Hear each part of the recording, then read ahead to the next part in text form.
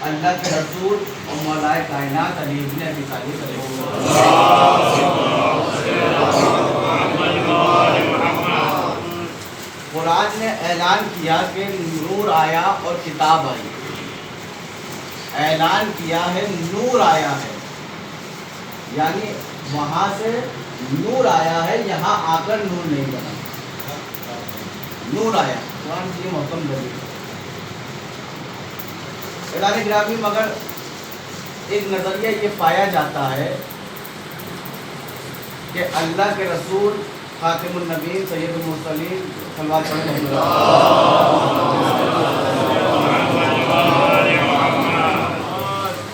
خاتم النبیین سید المرسلین کتاب تشریف لائے، ہادی بنے، نور بنے، یہ ایک نظریہ پایا ہے۔ مجھے ایک بات بتائیے، کیا یہ ممکن ہے کہ پیدائشی اندھا 40 سال میں آنکھیں پا جائے؟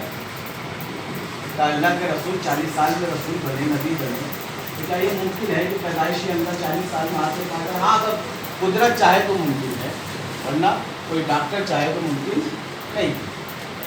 اعلان گرامی محمد رسول ہیں، نبی ہیں، ہادی ہیں۔ آپ کہیں گے دلیل، میں نے کہا ہم دلیل بات کی تو یہ کہتے ہیں کہ محمد 40 سال کے بعد نبی بنے، ان کی دلیل کیا ہے؟ کہنے لگے دلیل یہ ہے کہ ایک انسان ٹیچر ہو، الحمدللہ میرے سامنے ٹیچر کی تعداد ہے، ایک ٹیچر ہو اور وہ کہیں پر لگے اور 10 سال نہ پڑھائے، 20 سال نہ پڑھائے، 30 سال نہ پڑھائے اور 40 سال کے بعد پڑھانا شروع کرے، کیا یہ ممکن ہے؟ میں نے کہا نہیں ممکن ہے۔ کہ اگر محمد شروع سے اور ابتدا سے رسول ہوتے تو 1 سال اعلان تبلیغ نہیں کیا، کوئی کار نہیں کیا، 10 سال نہیں کیا، 20 سال نہیں کیا، 30 سال نہیں کیا، اور 40 سال کے بعد کر رہے ہیں، تو یہ بات سمجھ میں نہیں آتی کہ 40 سال تک تو کچھ نہیں کیا اور 40 سال کے بعد کر رہے ہیں۔ میں نے کہا ایسا نہیں ہے بھائی، تھوڑا سا غور و فکر چاہیے، آخری بات اور ربط مسائل۔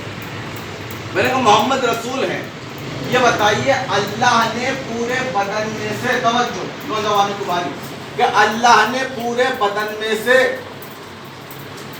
ایک شے کو ہادی بنایا ہے،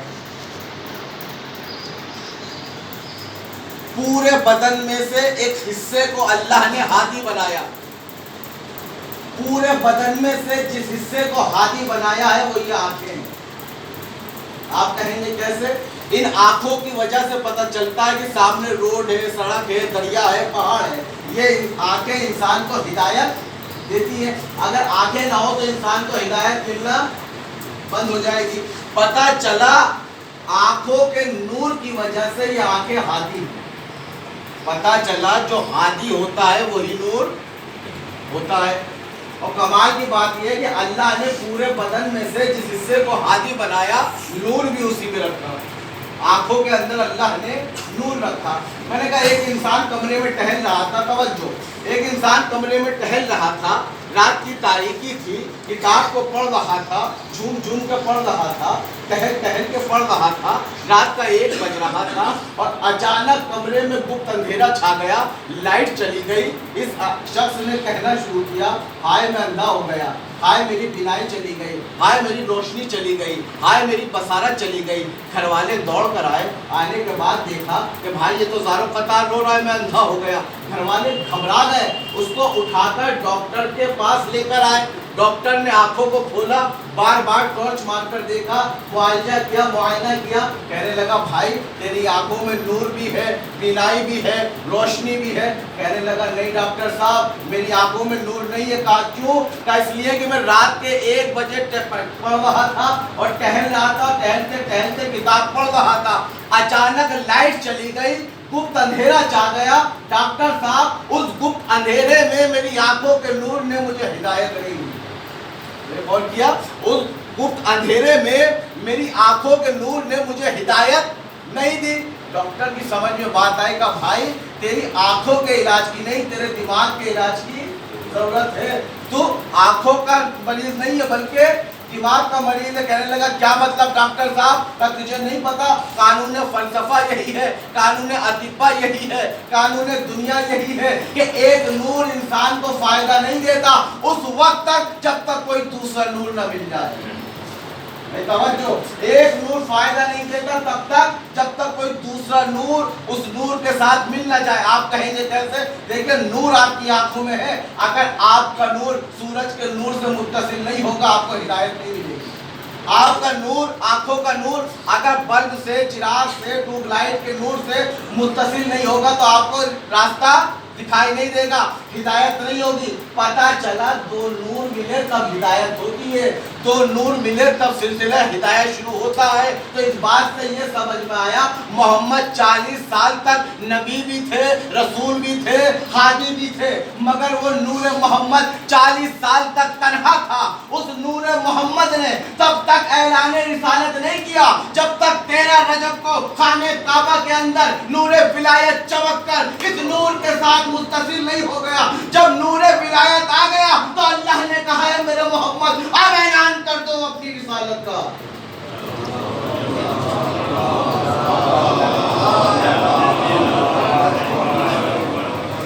बस अब ऐलान कर दो अपनी रिसालत का।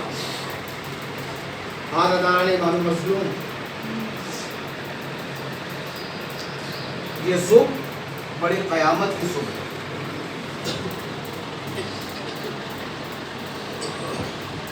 रमजान की सुबह में अली इब्ने अबी तालिब के सर मुबारक पर इब्ने मुल्जिम मुरादी ने ज़रबत लगाई।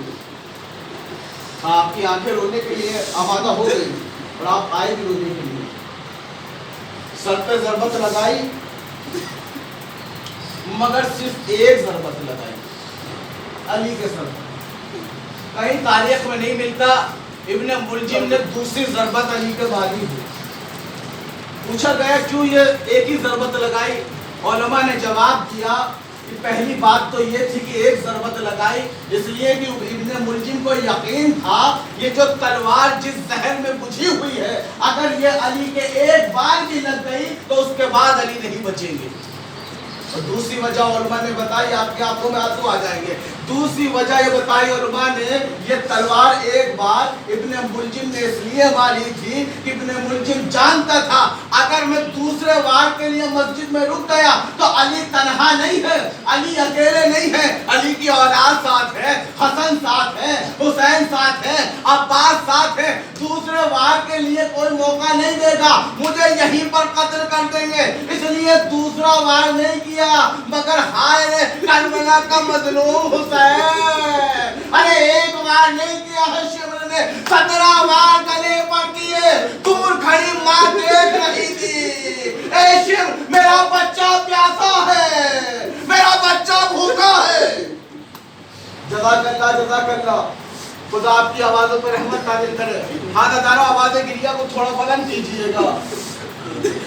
अली के सर पे शिगाफ हुआ, उठाया, अली को लेकर चले हैं।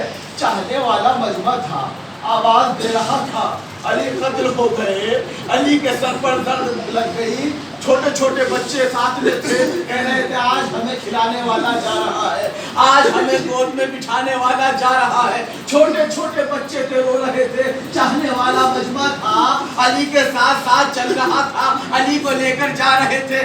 एक बार जैसे ही घर के करीब पहुंचे, अली ने कहा बेटा हसन ये चाहने वाले हैं, ये मेरी मोहब्बत में यहाँ तक आ गए, मगर बेटा इनसे कहो अपने अपने घरों पर पलट जाए। हसन ने कहा बाबा ये तो आपकी मोहब्बत में आए हैं। अली ने कहा हसन तुम जानते हो मेरी खबर सुनकर ज़ैनब को अरे घर के बाहर आ जाएगी। मैं नहीं चाहता किसी नामहरम की नजर ज़ैनब के चेहरे पे पड़े। नहीं अल्लाह ऐसा नहीं, आवाज़ गिरिया और बुलंद कीजिए, रोने में शर्म नहीं कीजिए, रोने में झिझक मत कीजिएगा।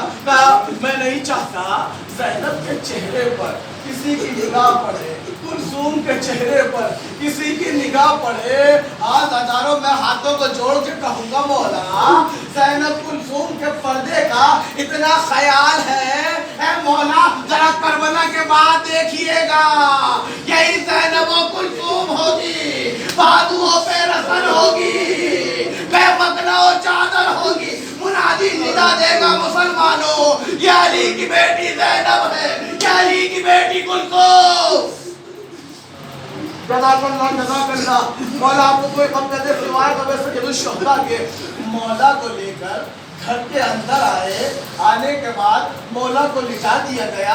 हाथ हजारों धीरे धीरे वक्त गुजरा, मौला की हालत गैर होने लगी। बस दो रिवायतें पढ़ूंगा।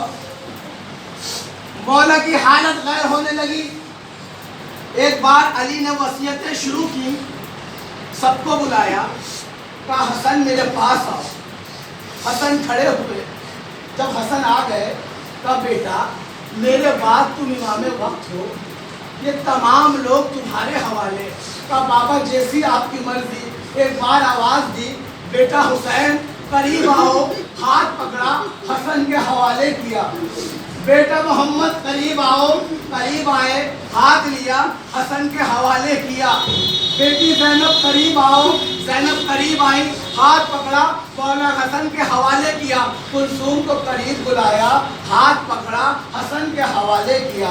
मगर एक जवान था जो कोने में खड़ा हुआ था, बाबा को देख रहा था।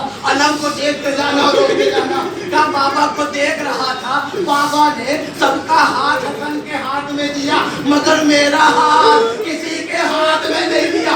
पास से कुछ ना कहता था। एक बार माँ की तरफ देखा, माँ ने बच्चे की तरफ देखा, ममता तड़प गई, कदमों को पकड़ लिया। ए वालियो वारिस, मेरे अब्बास से कोई खता हो गई, मेरे अब्बास से कोई लफ्ज़। जज़ाकल्लाह मेरे अब्बास से कोई खता हो गई, मेरे अब्बास से कोई लफ्ज़िश हो गई।